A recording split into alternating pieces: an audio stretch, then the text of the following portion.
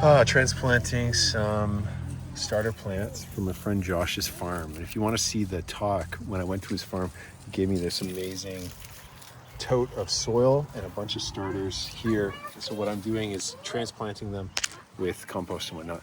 But we did a walk through his property, and so just if you're interested in that sort of thing, hearing about a recent farm, they've only had it for about 6 years, been working on it for probably about 5. But just to see what they've been doing, you get to hear firsthand of some of the things that he, as a founder of something that is very, very, very tactile, very important food, soil at the foundation of all of us as human beings, nutrients at the basic level. Really cool to hear from Josh and get to see some of his property. If you're into that kind of sort of thing for the long conversation, I give it a listen. All right, so I'm here with my friend. This is Josh. Josh is the founder of this farm, and most of the founders I get to talk to and work with are behind a computer for a lot of things. This is such an incredible opportunity because we're gonna get to hear a little bit about what Josh is building here at Carrot Top Commons. Carrot Top Organics is the farm, but the Commons is kind of what we're working towards, in terms of the property as a whole.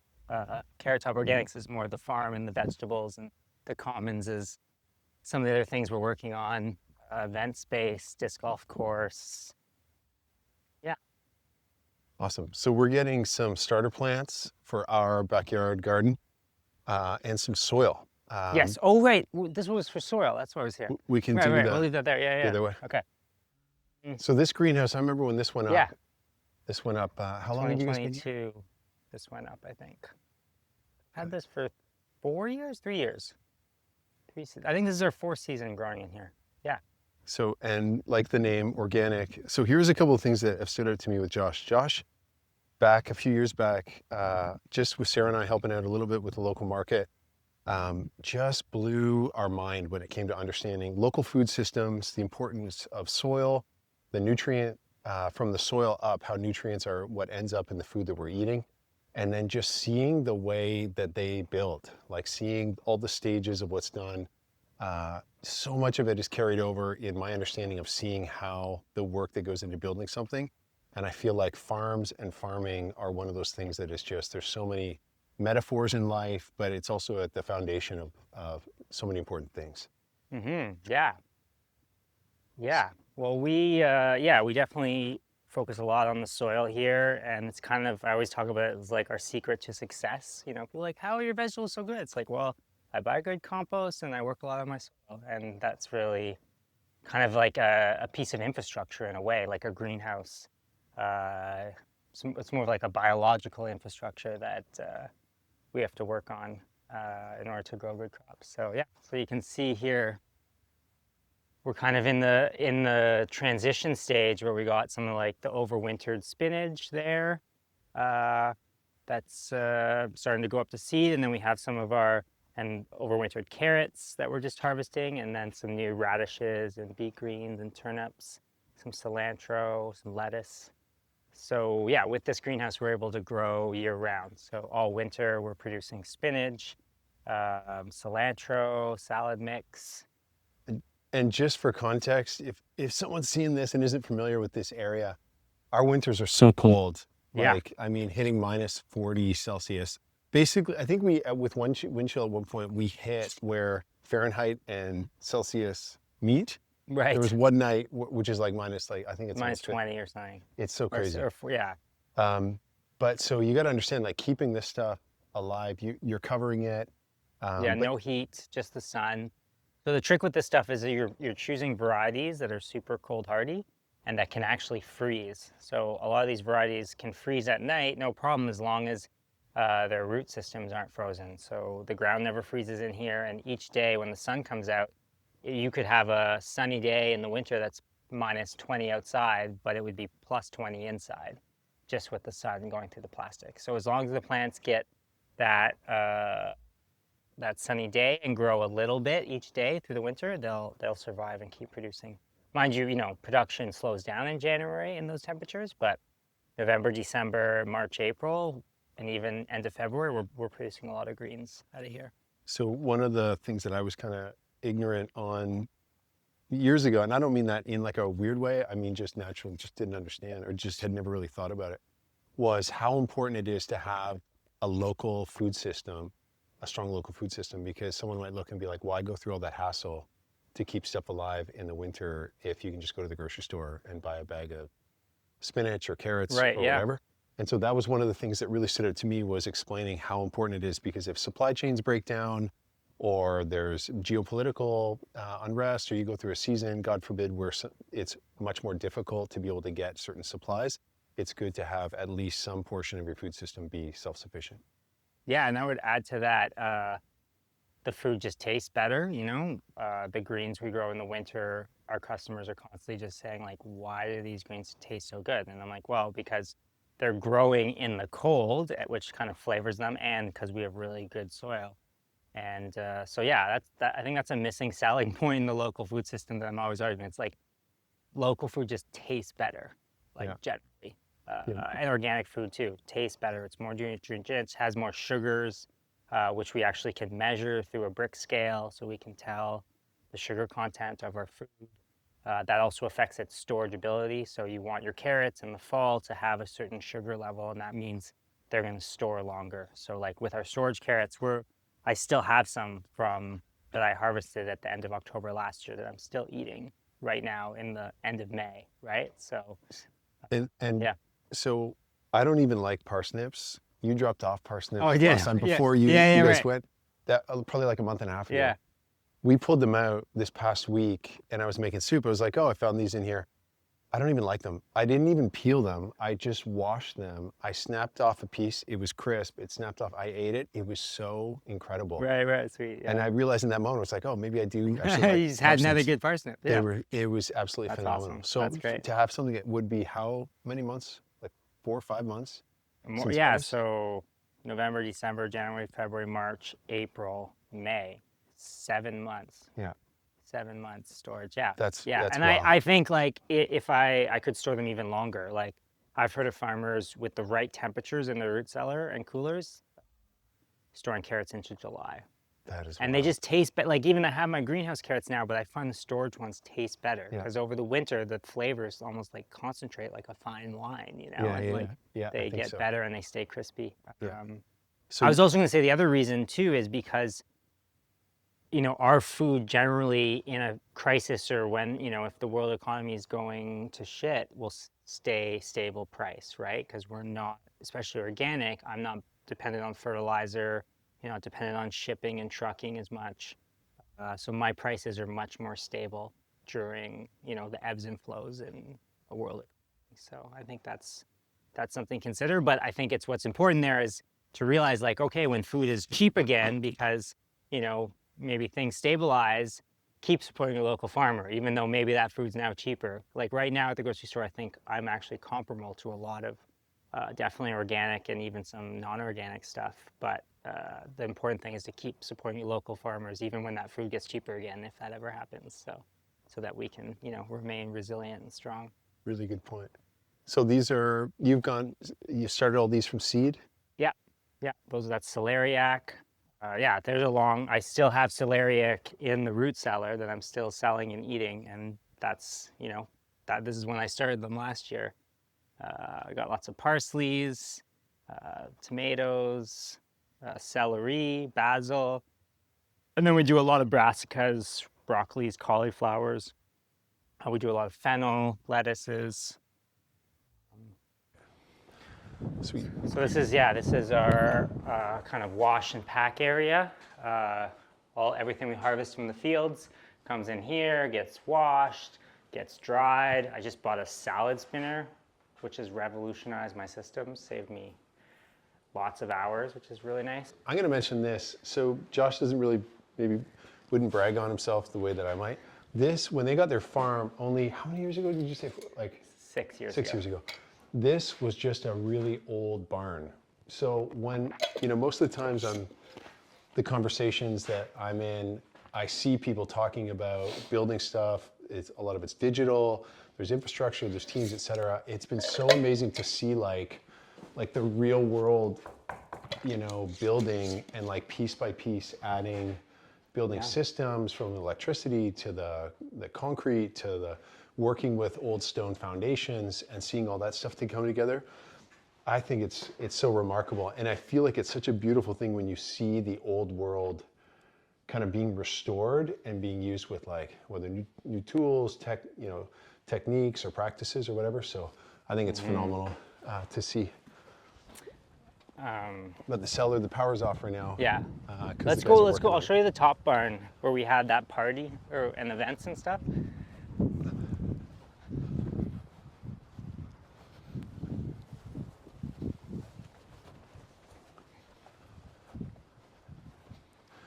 So you guys are building a disc golf course Yeah. as well. Yeah. So yeah, we fixed all the floors in here. We've been having some events and parties. So we have like live bands that set up under here, like dance parties. It's really fun. We actually had a lights guy come to the last one. He set up fog and lasers and stuff. Nice. It's really fun. Yeah, it's a bit of also a storage. Like, so in the fall, I bring all my squash and onions. I put them on wire trays and dry them here. So I recognize this banner. Yeah, there it is. Not at market anymore, so I probably put it up somewhere. Sweet. And then remember that one? I stole that one from the market. Very cool. Well, it's better than sitting in Yeah, storage. yeah, exactly, right? Yeah, very beautiful. Yeah. And it's so neat to see again. I think it's so neat when you see themes of like restoration or where you see Yeah. things from before that are not just bulldozed or whatever, but you can like find ways to like integrate the past and what's been done and reinvigorate it in the present. So Well, for me, it was also cost effective. Like, cause this barn had good bones, a great roof, good foundation. It was way cheaper for me to fix this place than to build a structure this big. Like, it would have cost me like 10, 20 times as much money to build a new structure like this. Whereas I was able to fix this up and it's got its beautiful aesthetic and it's fully functionable for my vegetable operation, for events, for all my storage, equipment, straw. Like, it's an incredible space. Even better than a new build. Like, it's airy, it's got lots of flow. Yeah. Very it's cool. a very nice building. So your vision now for Carrot Top Organics, which is the farm, and you had started that I think 20 years ago when you were doing some stuff way in the back city, in the day. I had a little summer business as a student, as a university student. Yeah. Let's walk down the farm. Yeah. And then it's sort of come to life in the farm here over the last few years, and now you have a vision for Carrot Top Commons. Yeah. So can you share a little bit about that? Yeah, I think it's just, a realization that,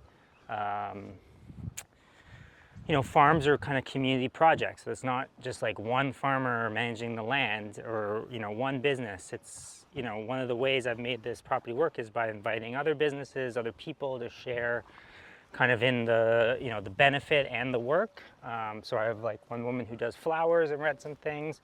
We're putting in this disc golf course that will be open to local clubs in town.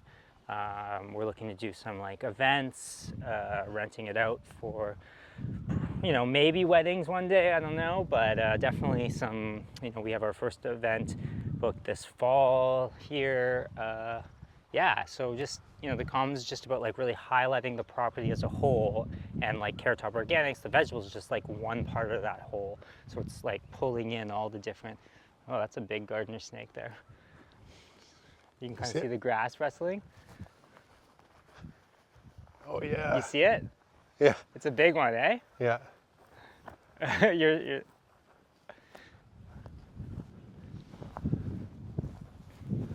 I don't know if you'll be able to see it on camera to be able to see how big it is, but Oh, there you yeah, go, it's buddy. really big. Very cool. Yeah, and so talk a little bit more about the disc golf course. So initially, actually, I got some grants to do some conservation work here. So we did a bunch of tree planting. We got this pond built. This is actually prepped for some native wildflowers that will go in here. It's a flower garden. But then, with the disc golf course, it's like, how can we get people to enjoy the conservation, to enjoy the forest, So just like there's just such a great community of people that like to play this sport that's very like non-invasive to the land. It's like you like make some fairways, put in some baskets, so you get to like play this sport but also just enjoy the beauty of this landscape. So kind of like the disc golf is now like highlighting some of the conservation work we're doing and like integrating together. And then again, like it also just helps us clean up the property and like make it more accessible with more paths, more trails, and there's ways to do that without really disturbing the wildlife and the ecology. You're kind of like working with it and enjoying it together. So yeah, like a lot of the disc golf has been removal of invasive species like prickly ash and dog strangling vine, and like removing those things, and then highlighting some of the beautiful old oaks on the property, some of the beautiful silver maples and yellow birch. Yeah, like this vistas. I don't know why. There's something, I think it's because I'm into disc golf. There's something about having a basket with a vista that's actually really pretty. Now, was this pond this size when you first got the property? No, we built this pond from scratch. So This was just a field with like the back was kind of wet. So this was just like a flat field. And then we excavated and made these mounds and shaped it, and then put in all the trees that you see kind of highlighted, all the trees over here. So, and I don't know a lot about this. How is the water, how did you determine that this was an optimal spot? Yeah, for so the I was water? working with a conservation agency, Ducks Unlimited, and they came out and inspected. It was, you know, they fund ponds that are kind of taking marginal land that are like probably old wetlands and stuff that were cleared. So there was like that back corner would have like a couple feet of water every spring. So I knew it was a good spot, and they're like, yep, this is suitable. So we excavated, and sure enough, once you get through the sand, we hit a nice clay bottom that keeps the water in. And yeah, it fills up every spring. It does start going down. Like last year with the big drought we had, it was almost dry, which I haven't seen. But then again, it filled up this spring. There was ducks in it.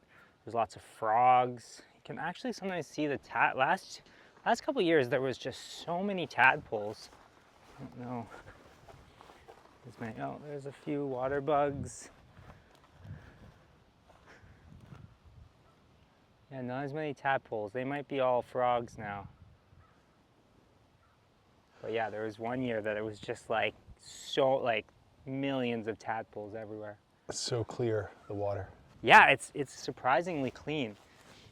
There's some little trees. So how important is a pond like this in terms of, like, I don't know if it's birds migrating or like in an ecosystem, how important would something like this be? Yeah, I don't know like if it's, you know, just important in its own right, but it just like fits with the ecology, you know? Like like I didn't plant any of these bulrushes and native sedges and grass. They just naturally were there and then come into the area on their own. Like when we excavated, we unearthed probably like old species of wetland plants that then have more of a niche to grow, and so come and start populating this area. I haven't seen a turtle yet, but I'm hoping we have some logs floating, creating some kind of turtle ecosystem. So have you had the right conditions to skate on it? One year I did, yep, definitely. It's clearing the snow is the hard part, but wow, yeah, I haven't had a nice close look. It's looking really good. I love, like, so all these trees have come in on their own. Like this was all just like, when we excavated, it was just a pit. Like It was just a pit of like material that now like, just naturally all these species have just come back. Like we planted some species and trees obviously and some grasses, but like, you know, this birch we planted this one probably 2 years ago. These came on their own. Is that a willow or? Those are willows, yeah, the different types of willows.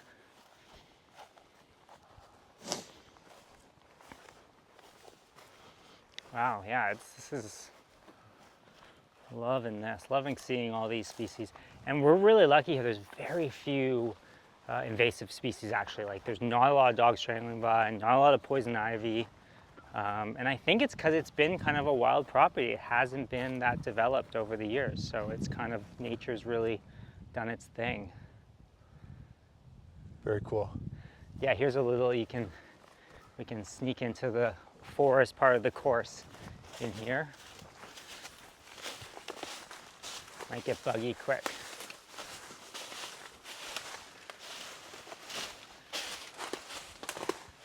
So here, I'll come see over here.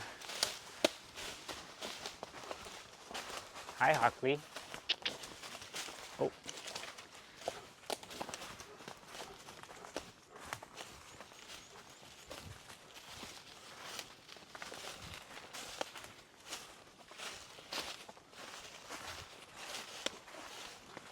This would have been the original fence line, you know, and all these trees have just come since they first cleared this field and stuff, right? So like here's an example where we have a disc golf hole coming through here, and so we really just cleared some of like the dead trees and some of the little stuff and low branched it, so it creates this beautiful canopy. But you still see like all these native species coming on the ground and some of the trees having a bit more room. Like look, there's a beautiful silver birch. Oh no, yellow birch, sorry, yellow birch right there. Some beautiful hemlocks.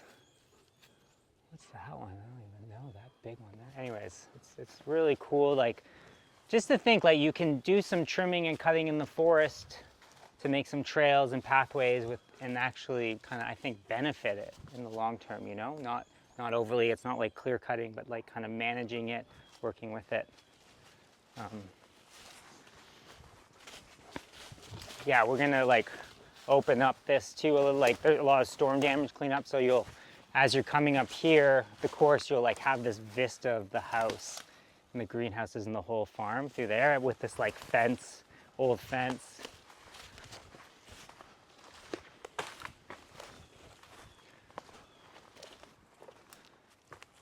So yeah,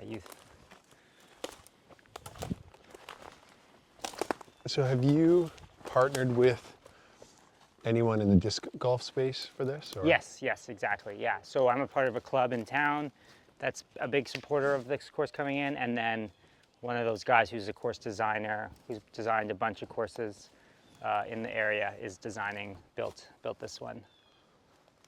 Yeah, the bugs are coming. So how do people get involved? Do you, like for example, with all this work, do you have it where people in the disc golf club are coming out? You mentioned the commons. Yeah, so we've had a couple, I think we've done four volunteer days where people come up and they help us drag kind of some of the stuff we cut, and we chip it or we pile it. Yeah, so we've had a couple of those days and people are so happy. Like, the cool thing about the disc golf community is like, it's a very like, just supportive community where like they want to see more courses, so like they'll come and like, you know, pay memberships and also come out and like help you build the course and clear the course. It's definitely like a lot of work clearing all that brush, so like having many hands makes it really manageable, really nice.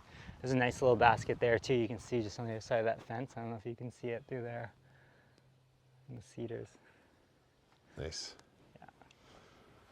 So I know sometimes people working in a certain space have visibility that others may not. Are there things that you're seeing either in the world on a large scale or maybe even just in like a local community where you're seeing like you wish people knew about being able to get involved in either the local food system or being more connected or involved in like local, just getting outdoors? You mentioned natural ecosystem here. You mentioned supporting your local farmer. Is there anything else? You know, you mentioned volunteer days. I guess maybe if that's more for the niche Frisbee golf community, or what would be, if there's anything that you could think of that you would wish people knew about getting involved in something like this? Yeah, I think there's lots of ways to get involved. You know, the first and number one for me is a bit of a plug, like, you know, buying my vegetables, supporting other local farms. I think that's just like a really important driver for, like, if we can have successful businesses on the land, then it allows us to do all these other cool things on the land. So yeah, I think get out there and buy more local vegetables from local growers. And then, yeah, also I really love getting people on the farm, like getting people out here, whether it's disc golf, whether it's tours. We do some tours with the local high schools and universities, like whether it's events, and I would like to do more events like that to just like bring people on the land, get exposure to the different businesses using the land, and just like, whenever we have people out there, just like, it just feels so good to be out here, like the air is fresh, like it's not too buggy in the wind, especially or in the fall, and yeah. So if I understand correctly, you're not at market currently, but if people wanted to buy from you, carrottopcommons.com, is that right? Or CA. Okay. I think I have both of them, yeah. Okay. Yeah. And then from there, you do CSA, community share, Yep. agriculture. You Yep. also Custom orders. Custom orders just right from the website. Yep. Okay. Generally every week of the year, I take little breaks. Like in June, we don't have too many items until July. Kind of June's our transition, so we do a lot of summer stuff, fall stuff, winter stuff, spring stuff, and then kind of the late spring, early summer, we take a little break as things are growing. But yeah, generally every week on our website you can kind of order our And social food media? Yeah. In terms of events, or if you're offering other things? Yep. Definitely signing up to our newsletter list so you get emails about what's going on is the best way to stay in touch. Instagram at Carrot Top Organics. Try to stay a little active. Need to work on that, of course, especially when it's busy.